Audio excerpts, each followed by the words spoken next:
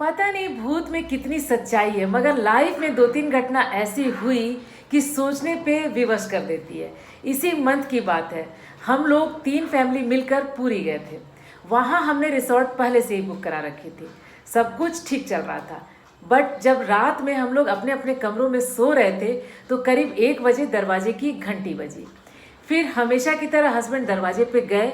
वहाँ एक 50-55 साल के करीब की एक लेडी ने पूछा, 13 नंबर का कमरा कहाँ है।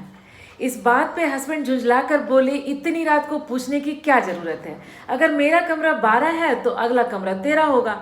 फिर हम लोग सो गए। नेक्स्ट डे हम सभी जब ट्रेन पे वापस जमशेदपुर के लिए निकल रहे थे तो इस स्टोरी को हस्बैंड ने दोस्तों के साथ शेयर किया। उसमें से एक दोस्त ने बताया, हमारे दरवाजे पे भी कल एक लेडी आई थी।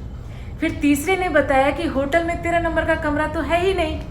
जब हम लोगों ने बुक कराया था तो उसने 11, 12 और 14 कमरा दिया था। तो सभी मिलकर के सबने सोचा, सारे दोस्तों ने मिलकर सोचा कि हम लोग रिव्यू में ये अपडेट कर देते हैं। फिर तीसरे दोस्त ने बोला कि नहीं नहीं, इससे रिसोर्ट वाले बिजनेस में इफ़ेक्ट आएगा। इस बिज़नेस को इफ़ेक्ट ना आए उसके लिए फिर हम लोगों ने डिसाइड किया कि मैनेजर को मेल करते हैं। जब हमने मैनेजर को मेल किया तो वहाँ से आज तक कोई भी रिप्लाई नहीं आया। लाइफ की दूसरी घटना, आज से 4 साल पहले जब जमशेदपुर ट्रांसफ़र होकर आए ही थे तो हमें कंपनी की तरफ से नीलडी बंगलो में रहने का मौका मिला था।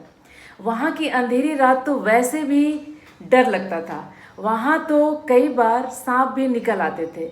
अगर रोड लाइट ख़राब हो जाए तो केवल बड़े बड़े पेड़ और अजीब अजीब जानवरों की आवाज़ सुनकर ही हालत पस्त हो जाती थी। खैर, शिफ्ट हुए अभी 2-3 दिन ही हुए होंगे। हमारे सामान तो आ चुका था, लेकिन कार अब तक नहीं आई थी। और उसी सिलसिले में किसी काम से हस्बैंड रात को 12-1 बजे घर लौट रहे थे। उनको रोककर एक लेडी वाइट साड़ी पहने स्कूटी के बिल्कुल आगे आ गई और उनसे लिफ्ट मांगी और हमें हमारे बंगलों के पास का ही एड्रेस बताया। मगर जब ये घर पहुंचकर गाड़ी रोके तो पीछे कोई भी नहीं बैठा हुआ था। तब तक हस्बैंड के आहट से दरवाज़ा खोलने के लिए मैं पहुंच चुकी थी। उसी समय इनकी हालत देखने लायक थी।